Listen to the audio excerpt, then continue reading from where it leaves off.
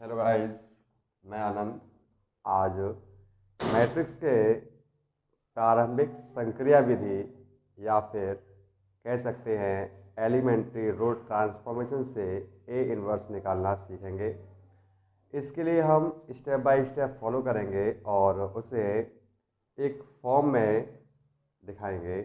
इसके लिए हम एक एग्जाम्पल लेते हैं जिसे में हम प्रारंभिक संक्रिया विधि को लगाएंगे। प्रारंभिक संक्रिया विधि के लिए हम एग्जाम्पल लेते हैं ए इक्वल टू 1 2 3 2 4 5 3 5 6।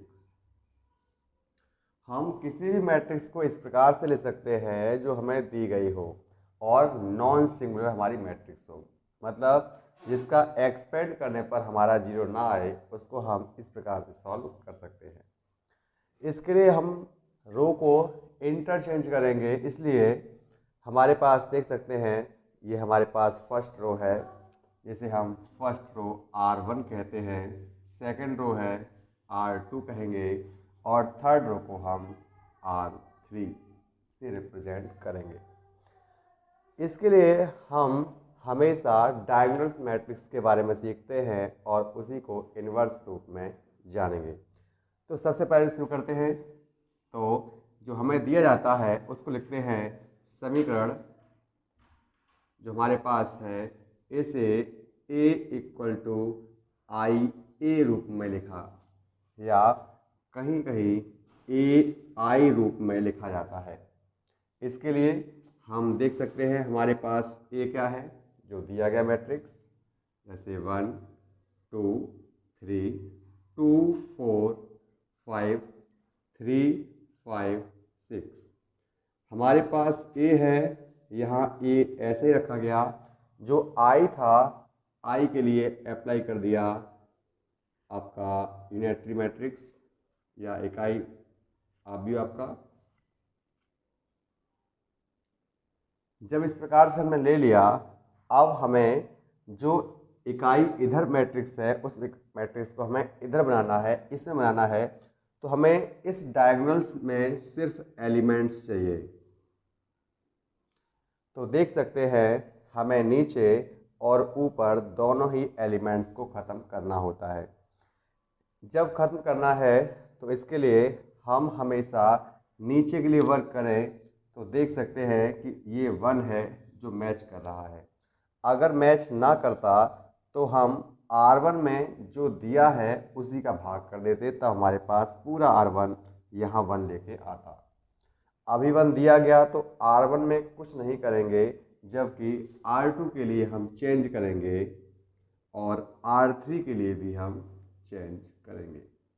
जिसमें चेंज करते हैं उसके लिए R2 टेंस बोलते हैं, R3 टेंस बोलेंगे, जो ऑपरेशन उसमें किए जाते हैं। इसके लिए देख सकते हैं हमारे पास जो एलिमेंट्स हैं इसको बनाने के लिए हमारे पास R2 में क्या होगा चेंज, R2 में यहाँ होगा चेंज R3 में।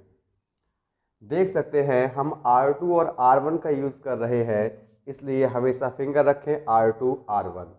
हमने यूज़ किया R2 और R1। दोनों की साइन देखें, अगर साइन आपके सेम है तो आपका नेगेटिव होगा और साइन अगर अपोजिट है तो साइन आपका पॉजिटिव होगा। हम जो इनकी वैल्यूज़ हैं, R2 हमारे पास 2 है, R1 हमारे पास 1 है और हमारे पास सब्ट्रैक्शन हो रहा है, इसलिए देखें अब हमें 1 को 2 करना है तो 1 में मल्टीप्लाई करेंगे 2 का, और जो यहाँ मल्टीप्लाई किया उसको यहाँ दिखाया। तो हमारे पास R2 का रूल्स बन के आ गया R2 माइनस 2R1। उसी को हमने R3 भी सेम करेंगे, R3 R1। तो R3 टेंस से R1 हो गया, क्योंकि ये 3 था तो 3 नोट किया, 1 था 1 नोट किया, और हमें 3 चाहिए था इसलिए 3 का मल्टीप्लाई किया। तो हमारे पास जो एक्स्ट्रा मल्टीप्लाई होता है उसे हम R1 के साथ यूज़ कर दिया। इस प्रकार से हम देख सकते हैं इस प्रकार से हम देख सकते हैं कि हमारे पास जो मैट्रिक्स है वो रिड्यूस होकर नई बन जाती है, जिसमें हमारे पास फर्स्ट रो में कोई चेंज नहीं किया गया, इसलिए R1 जैसी थी वैसी लिखी जाएगी 1 2 3। आप इधर और इक्वल के दूसरी तरफ भी सेम कर सकते हैं, क्योंकि इसमें बदलाव नहीं होगा, उसमें कोई अंतर नहीं आएगा। जबकि इधर देखें हमारे पास 2 है, 2 यहाँ पर फॉलो करने के बाद 0 हो चुका होगा, क्योंकि इसी के लिए हमने ऑपरेशन किए। अब जब फर्स्ट 0 हो चुका है, अब बारी सेकंड की है, तो यहाँ देखें R2 ये पूरा है और R1 ये पूरा है, तो R2 घटाएंगे R1 में से, तो यहाँ 4 है, तो 4 माइनस 2 मल्टीप्लाई R1 2, तो 4 माइनस 4 इक्वल टू 0 हो गया। यहाँ 5 है, तो 5 माइनस 3 R1 हमारे पास 3 है, 5 माइनस यहाँ 2 रहेगा क्योंकि R1 यूज कर रहे हैं, तो 5 माइनस 6 हो जाएगा, तो हमारे पास आएगा -1। फिर देख सकते हैं एक बार कि R2 हमारे पास 5 है और R1 हमारे पास 3 है, तो यहाँ रखा R2 5 माइनस 2 और R1 हमारे पास 3 था, तो आया -1। सेम प्रोसेस R2 में आगे ले जाएंगे, तो यहाँ पर ये 0 है, तो 0 होने पर जहाँ पास ये 0 है, तो 0 के लिए हम आगे सीख सकते हैं कि 0 माइनस 2 मल्टीप्लाई 1 माइनस 2, हमारे पास 1 माइनस 0 रहेगा और 0 माइनस 0 हो जाएगा। जब 3 अप्लाई किया, तो 3 के लिए हमारे पास 5 यहाँ के लिए -3 मल्टीप्लाई 2, तो 5 माइनस 6 इक्वल टू हमारे पास यहाँ -1 बचेगा। फिर देख सकते हैं आगे कि हमारे पास इसमें क्या है, तो हम देखें आगे वैल्यूज़ को। जब इस जगह के लिए किया, तो यहाँ 6 माइनस यहाँ 3 है और R1 भी 3 है, तो हमारे पास बचा 6 माइनस 9 इक्वल टू -3। इधर देखेंगे तो हमारे पास 0, इसके लिए माइनस और 3 मल्टीप्लाई 1, तो -3 0 और 1। यहाँ देख सकते हैं कि हमारे पास सेकंड डायगोनल जो हमारे पास है वो लगभग एलिमेंट्स है ही नहीं, जबकि उसके नीचे हमें वैल्यूज़ को ख़त्म करना है, इसलिए हम इसमें और इंटरचेंज करेंगे। तो देखा हमारे पास डायगोनल्स में यहाँ 1 नहीं मिल रहा है, इसलिए हम रो सेकंड और थर्ड को इंटरचेंज करेंगे, तो लिखेंगे R2 रिवर्स टेंस R3। जो न्यूमेरिक पोर्शन था ख़त्म कर दिया गया, इसलिए हमारे पास बचा 1 0 -1 -3 0 0 -1। जब इंटरचेंज हुआ R2 और R3 का, तो 1 0 0 -3 0 1 और -2 1 और 0। इसके आगे हम करेंगे तो उसमें देख सकते हैं कि हमारे पास डायगोनल्स के नीचे का पोर्शन जो था वो 0 हो चुका है। अब बचा क्या है, डायगोनल्स के ऊपर की वैल्यूज़ ख़त्म करनी है। तो देख सकते हैं कि हमें 1 से इसे ख़त्म करना है और 1 से इसे ख़त्म करना है। इसके लिए देखें तो R3 क्योंकि हमारे पास ऊपर से पहले R1 से आए थे R2 के लिए, यहाँ R2 पहले से 0 था, चेंज कर दिया तो R3 0 आ गया। उसके लिए अगर ना होता फिर से हम ऐसा रूल्स अप्लाई करते। तो R3 देखें तो R3 से हमें R ये ख़त्म करने हैं, तो पहले बात करें R3 से R1 के लिए, तो R1 यूज खत्म करनी है और R2 खत्म करनी है। अब जरा R1 बनाते हैं, तो R1 हमारे पास है और R3 से खत्म करने, पहले ऊपर से नीचे आते हैं फिर नीचे से ऊपर जाते हैं। तो यहाँ से R1 देखा और ये R3 देखा, तो ये साइन ये प्लस माइनस, तो प्लस माइनस होने पर ऐड हो जाएंगे, मतलब अपोजिट साइन आपके हैं। इसकी वैल्यू है R1 3 और ये है आपका 1, मल्टीप्लाई कर दिया 3 का तो हो गया 3 माइनस 3। जब 3 माइनस 3 किया तो हमारे पास वैल्यू बन गई और जो एक्स्ट्रा मल्टीप्लिकेशन था वो यहाँ आ गया, तो हो गया R1 प्लस 3 R3। आप देखें R2 के बारे में, तो R2 के लिए देखें साइन सेम है, बस डिजिट सेम है, बस एक साइन अपोजिट है, इसलिए साइन सिर्फ अपोजिट करके आप कर सकते हैं। अब इसको न्यूमेरिक रूप देंगे। न्यूमेरिक रूप देने के लिए यूज करेंगे फंक्शन का। देखिए यहाँ पर R3 का यूज किया गया, इसलिए R3 में कोई बदलाव नहीं होगा, तो हमारा R3 0 0 -1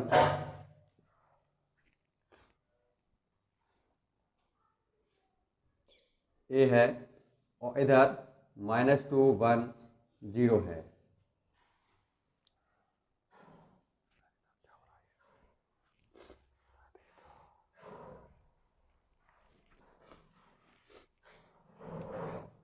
इसी क्रम में आगे देखें तो हमारे पास R2 जो है यहाँ पर 0, R1 में कोई इफेक्ट नहीं डालेगा, इसलिए 1 रहेगा। 0 से यहाँ कोई इफेक्ट नहीं पड़ेगा, 2 रहेगा। 1 से इसे किया तो 0 हो जाएगा।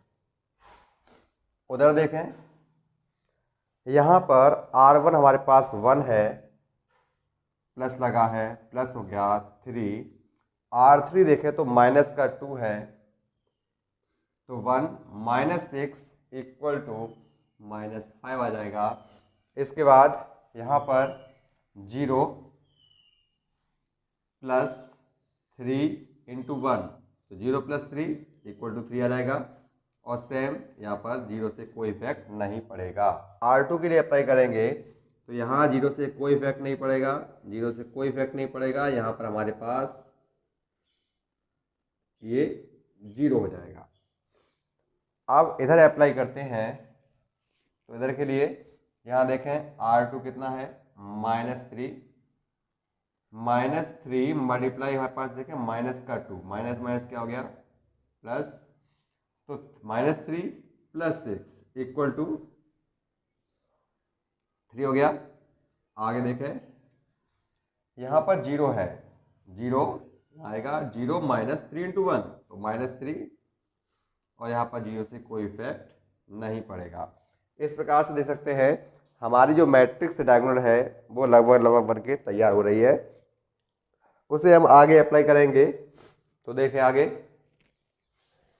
यहाँ पर अब हमारे पास डायगोनल्स के अलावा सिर्फ एक एलिमेंट्स है जो आपके पास 0 नहीं है। इसके लिए तो ये R1 है, ये R2 है। हम लोग पहले R1 से यूज़ किया R2 R3 के लिए, फिर R2 यूज़ करते R3 के लिए, फिर R3 से उल्टा R3 से R2 R3 से R1 कर चुके हैं। अब R2 से R1 करना है, तो देखें 2 था, तो इसके बनाएंगे 2 के लिए कि R2 टेंस R1 होगा और R1 में टेंस होगा। आपकी वैल्यू कैसी है, अपोजिट है, तो साइन आपका प्लस आएगा, और इसका ये दोगुना है तो 2R2 आ जाएगा।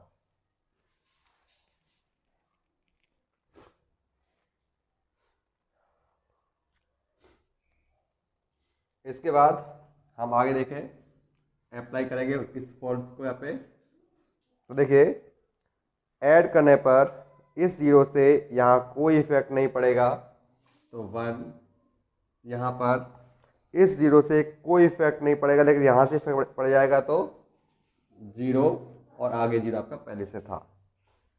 R2 का यूज़ किया, R3 आपने कुछ नहीं किया, तो 0 -1 0 और 0 0 -1। उधर देखें तो ए के साथ आप देख सकते हैं,